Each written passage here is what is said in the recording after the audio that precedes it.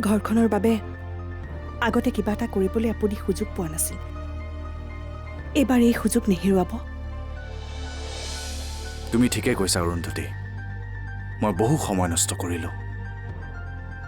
এতিয়াৰে পৰা মোৰ এটাই লক্ষ্য, মোৰ ঘৰখনক অপকাৰ কৰা মানুহখিনিক মই বিচাৰি শাস্তি দিয়াবই লাগিব। তোৰ প্ৰতিভাবোৰৰ কথা মই জানো। তই মানুহৰ হেণ্ডৰাইটিং কপি কৰিব পাৰ, মানুহৰ ভইচ কপি কৰিব পাৰ, মানে মিমিক্ৰি কৰিব পাৰ। তোৰ প্ৰতিভাবোৰ দেখি এনে লাগিছে তইতো এক্টৰ হ'ব লাগিছিল। ক্ৰিমিনেল কিয় হলি? হেৰুৱাখিনি হেৰুৱালোৱেই। এতিয়া মাত্ৰ আমি চাব লাগে যাতে হাতত থকাখিনিও নেহেৰায়। মানে বৰ্ণৱে যদি নিজক সলনি কৰিব নোৱাৰে তেতিয়াহ'লে আমি কেতিয়াও সফল হ'লোঁ বুলি ক'ব নোৱাৰোঁ। যিকোনো প্ৰকাৰে বৰ্ণৱ শুদ্ধ পথলৈ ঘূৰি অহাটোতহে আমি গুৰুত্ব দিব লাগে। খা খবৰ কৰিলে কোন কোন আছিল সেই খবৰটো পোৱা যাব। আপুনি সোনকালে খা খবৰটো লওক খুৰা। মোক মুঠতে দুজন মানুহৰ ঠিকনা লাগে। কাৰ কাৰ? প্ৰকাশ আৰু দেৱেন শইকীয়া।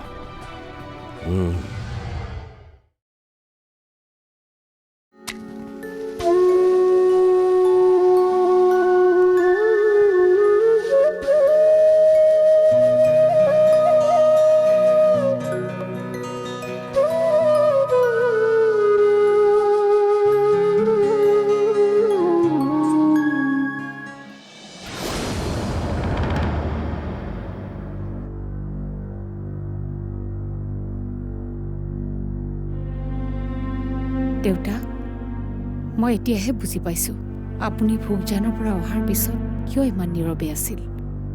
আচলতে আপুনি মোক এওঁৰ কথাবিলাককে ক'ব খুজিছিল, কিন্তু মই মনত দুখ পাম বুলি আপুনি ক'ব পৰা নাছিল। আপুনিতো সংসাৰৰ মায়া মোহ সকলোবোৰ এৰি থৈ গুচি গ'ল, কিন্তু এতিয়া মই কাৰ লগত থাকিম? মোকো আপোনাৰ লগতে কিয় লৈ নগ'ল দেউতা? জীৱনটো শেষত সেনেকুৱা হ'ব বুলি মই ভবাই নাছিলোঁ। বাইদেউ, বাইদেউ কি হ'ল? আপুনি এনেকৈ পৰিল যে? উঠকচোন, কি হ'ল? কেনেকৈ পৰিলে আপুনি? নাই নাই, মই ঠিকে আছোঁ। আচলতে চিন্তাটা আপুনি কি কৰি আছে নিজেই ক'ব নোৱাৰে। হ'ব দে। এয়া দেখিছেনে? ব'লক লাহে লাহে লাহে লাহে ব'লক, লাহে লাহে যাব।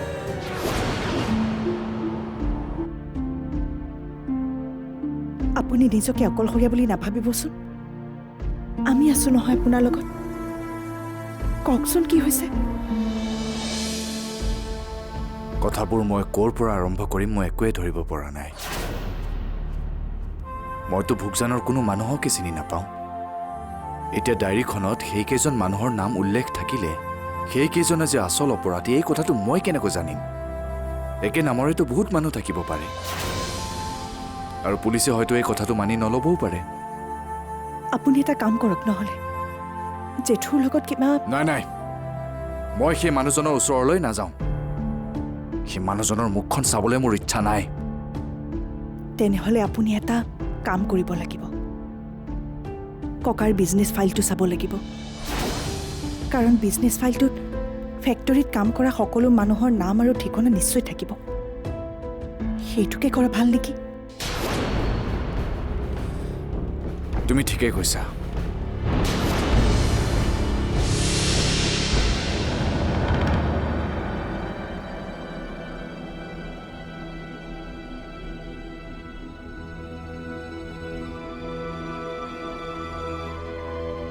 শুনো,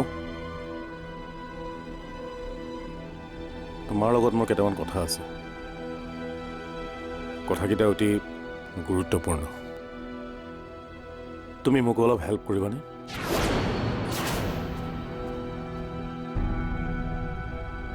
তুমি যদি বিচাৰিছা মোৰ এৰেষ্ট হোৱাটো, তেতিয়াহ'লে মই তাকে কৰিম। তেতিয়া আৰু আত্মসন্মান আৰু আত্মমৰ্যাদাৰ কথা নাভাবোঁ। তোমাৰ লগত যে মই অন্যায় কৰিছোঁ সেইটো কথা মই স্বীকাৰ কৰোঁ।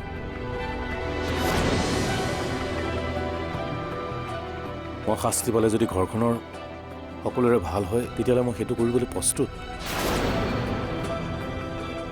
কিন্তু মই যি অপৰাধ কৰিছিলোঁ সেয়াও এই ঘৰখনৰ কিবা এটা ভালৰ চিন্তা কৰিয়েই কৰিছিলোঁ। গতিকে তুমি মোক এতিয়া এটা কাম কৰি দিব লাগিব।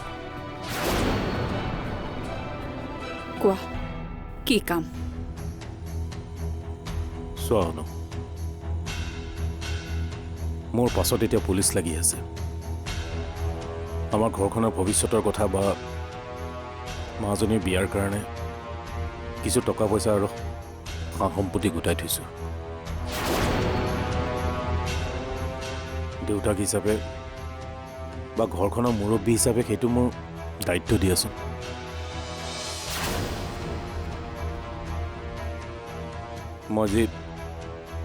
মই যি অপৰাধ কৰিছোঁ যে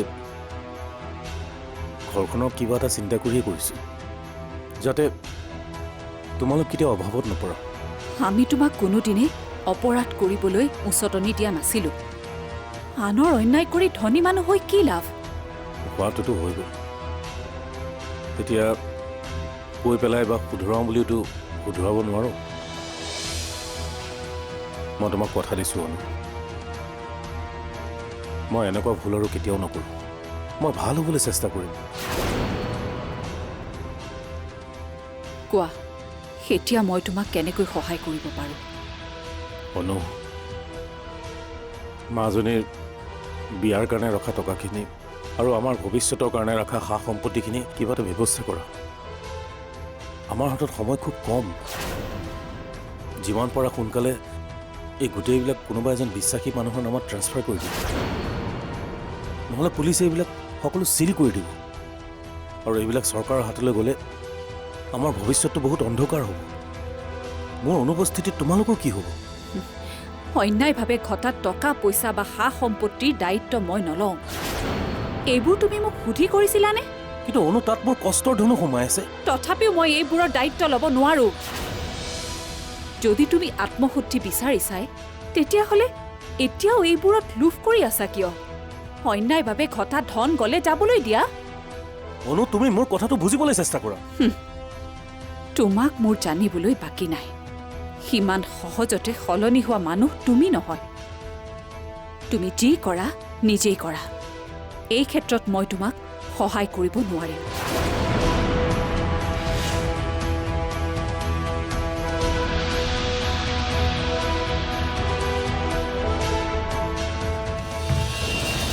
ককাই তোমাক এই বিষয়ে কিবা কৈছিল নেকি? ককাই আপোনাক বাৰে বাৰে সকলোবোৰ বিজনেছ চম্ভালি ল'বলৈ কৈ আছিল।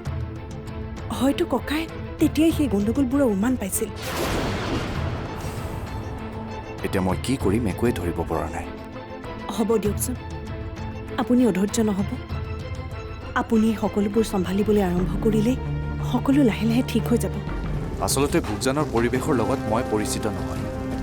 আপুনি যিহেতু ভোগজানৰ, গতিকে আপুনি ভালদৰে জানিব। দ্বিতীয়তে, দেৱেন শইকীয়া আৰু প্ৰকাশ নামৰ মানুহ দুজনৰ ঘৰ ক'ত, এই কথাটো আপুনি জানিব লাগে। বৰ্তমান তেওঁলোকৰ ঘৰত কোন কোন আছে, এই কথা জনাটোও দৰকাৰ। এই সময়ত গুৱাহাটী এৰি মই ভোগজানলৈ যাব নোৱাৰিম।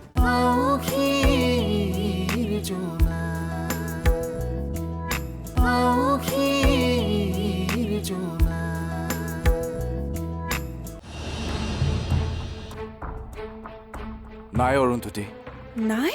অঁ, মই ককাৰ ৰুমত সকলোতে চালোঁ, কিন্তু বিজনেছৰ ফাইল বিচাৰিয়ে নাপালোঁ। কিন্তু ককাৰ বস্তুবোৰতো কোনেও নোচোৱে। তাকেইতো, এতিয়া সেই ফাইলবোৰ গ'ল ক'লৈ? কেনেবাকৈ জেঠুৱে? তাকেই, এতিয়া এই ফাইলবোৰ নাথাকিলে মই বাগান ফেক্টৰীৰ কথা জানিম কেনেকৈ? হয়তো ভোগজানৰ বাগান ফেক্টৰীত কিবা গণ্ডগোল লাগি আছে, নহ'লে ফাইলবোৰ কিয় লৈ যাব? আচ্ছা, ককাই তোমাক এই বিষয়ে কিবা কৈছিল নেকি? ককাই আপোনাক বাৰে বাৰে সকলোবোৰ বিজনেছ চম্ভালি ল'বলৈ কৈ আছিল। হয়তো ককাই তেতিয়াই সেই গণ্ডগোলবোৰৰ উমান পাইছিল। এতিয়া মই কি কৰিম একোৱে ধৰিব পৰা নাই। হ'ব দিয়কচোন, আপুনি অধৈৰ্য নহ'ব। আপুনি সকলোবোৰ চম্ভালিবলৈ আৰম্ভ কৰিলেই সকলো লাহে লাহে ঠিক হৈ যাব। এতিয়া এই সকলোবোৰ সমস্যা আপুনি সমাধান কৰিব লাগিব।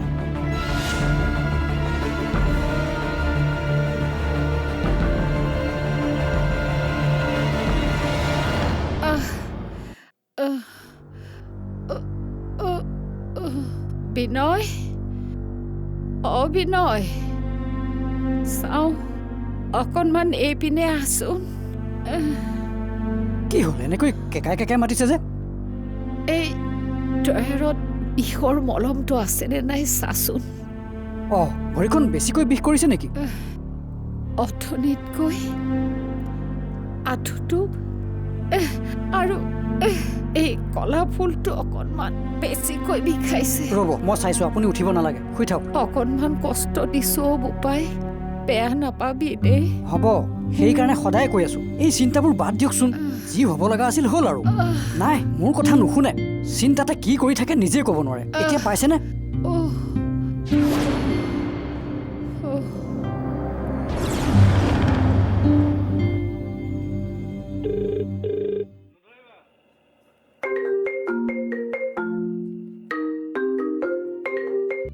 বৰ্ণৱ হেল্ল' হয় কওক মই আপোনাক লগ পাব লাগিছিল এতিয়াই কিবা আছিলে নেকি হয় এটা বিশেষ কথাৰ কাৰণে মই আপোনাৰ ওচৰলৈ গৈ আছোঁ অঁ ঠিক আছে আহক ভিনদেউৰ লগত আপোনাৰ কি কাম আছে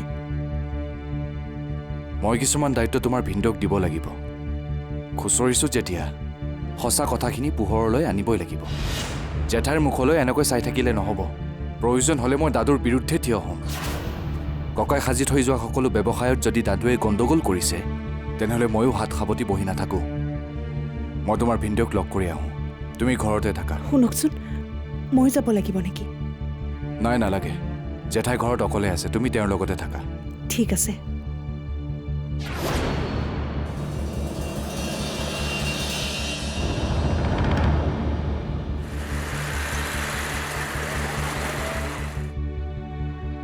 বৌ বৰ্ণৱদা ঘৰতে আছেনে ওলাই গ'ল ওলাই গ'ল কিয় বিষৰ টেবলেট কেইটামান আনিব লাগিছিল বিষৰ টেবলেট কাৰ কাৰণে অথনি বাইদেৱে বন্তি গছ জ্বলাই যাওঁতে চোফাতে খুন্দা খাই পৰিলে এতিয়া বোলে ভৰিখন বিষাইছে কি তুমি মোক কোৱা নাই যে আচলতে মই ইমান দুখ পোৱা নাই বুলি ভাবিছিলোঁ ঠিক আছে বাৰু বিষৰ টেবলেট খুৱাব নালাগে দিয়া মই কিবা এটা কৰিম চাই লওঁ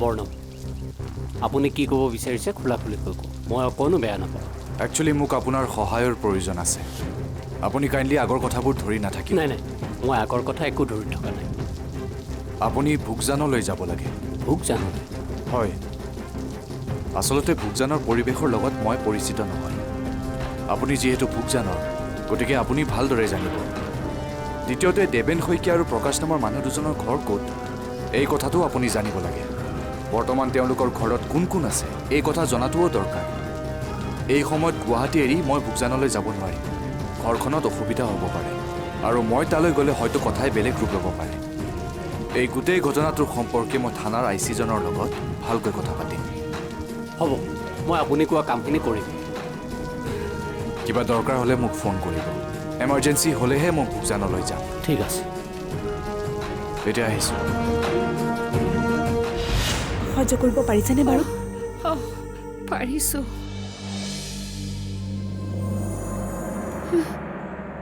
এইবোৰ তুমি কি কৰিছা মোৰ ভৰিখন নুচুবা জেঠাই আপুনি মোৰ মাৰ দৰে মই আপোনাৰ ভৰিখন চুলে একো নহয় নহয় চোৱা মাজনী মোৰ এনেকুৱা লাগিছে তেওঁ যেন এঠাইতে ভুল কৰি থোৱা নাই তেওঁ কেইবা ঠাইতো গণ্ডগোল কৰি থৈছে এইখিনি সময়ত তেওঁ তোমাক ইম'চনেলি ব্লেকমেইল কৰিব তুমি ভুল নাযাবা আৰু যদি তেওঁ তোমাক কিবা কথা কয় তুমি এবাৰ হ'লেও মোক জনাবা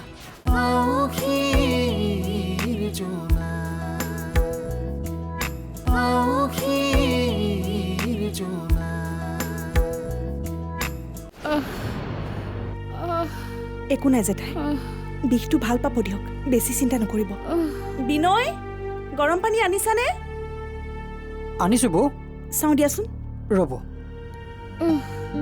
বেছি গৰম নেকি নাই সহ্য কৰিব পাৰিব দিয়ক ঠিক আছে দিয়া লওক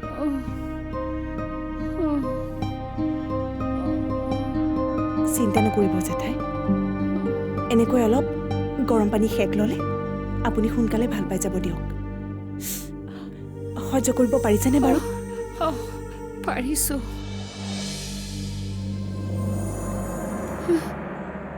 এইবোৰ তুমি কি কৰিছা? মোৰ ভৰিখন নুচুবা। জেঠাই, আপুনি মোৰ মাৰ দৰে। মই আপোনাৰ ভৰিখন চুলে একো নহয় নহয়। আপুনি চিন্তা নকৰিব, এনেকৈ ভাল হৈ যাব। ধৈৰ্য ধৰকচোন।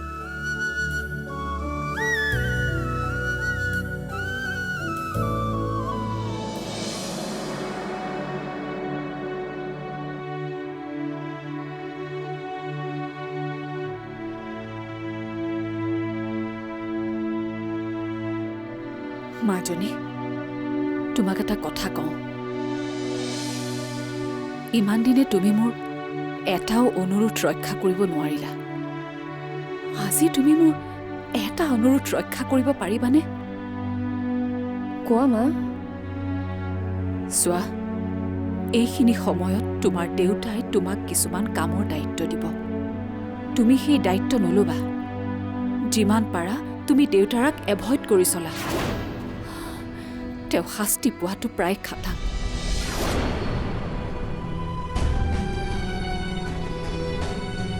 চোৱা, তোমাৰ দেউতাৰ যদি কিবা শাস্তিও হয়, তুমি দুখ নকৰিবা। আৰু যদি তুমি সহ্য কৰিব নোৱাৰা, তেতিয়াহ'লে তুমি মুম্বাইলৈ উভতি যোৱা। মা, চোৱা মাজনী, মোৰ এনেকুৱা লাগিছে তেওঁ যেন এঠাইতে ভুল কৰি থোৱা নাই। তেওঁ কেইবা ঠাইতো গণ্ডগোল কৰি থৈছে। এইখিনি সময়ত তেওঁ তোমাক ইম'চনেলি ব্লেকমেইল কৰিব। তুমি ভুল নাযাবা। আৰু যদি তেওঁ তোমাক কিবা কথা কয়, তুমি এবাৰ হ'লেও মোক জনাবা। চোৱা, মই তোমাৰ দেউতাৰ শত্ৰু নহয়। ময়ো বিচাৰোঁ হয় যদি মানুহজনৰ পৰিৱৰ্তন হওক। ঠিক আছে মা, মই দেউতাৰ কোনো কথা নুশুনো।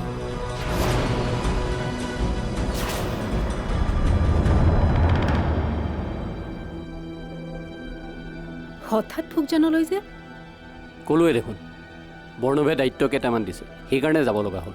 কেইদিনমান থাকিবা? সেইটো এতিয়াই ক'ব নোৱাৰিম, ভোগজানলৈ যোৱাৰ পাছতহে ক'ব পাৰিম। বৰ্ণৱৰ কথা ভাবিহে আচৰিত লাগিছে। সি দায়িত্ববোৰ তোমাক দিছে যে, ভণ্টিৰ নামত থকা মাটি সম্পত্তিবোৰ তাৰ নামত কৰিবলৈ সি কামবোৰ ততাতৰীয়াকৈ কৰা নাইতো, নে তাৰ মাক দেউতাকৰ প্ৰতি সঁচাকৈ শ্ৰদ্ধা জাগিছে? সেইটো এতিয়াই ক'ব নোৱাৰি। কেতিয়াবা বৰ্ণৱৰ কথাত এনেকুৱা লাগে যেন তেওঁ সলনি হৈছে, আকৌ সন্দেহো হয়। এইটো আমাৰ ঘৰৰ চাবি। মানুহ এজন লগাই পেলাই ঘৰখন চাফা কৰাবা, আৰু পাৰিলে তুমি চাকি এগছো জ্বলাই আহিবা। ঠিক আছে, হ'ব, মই যাওঁ। যোৱা।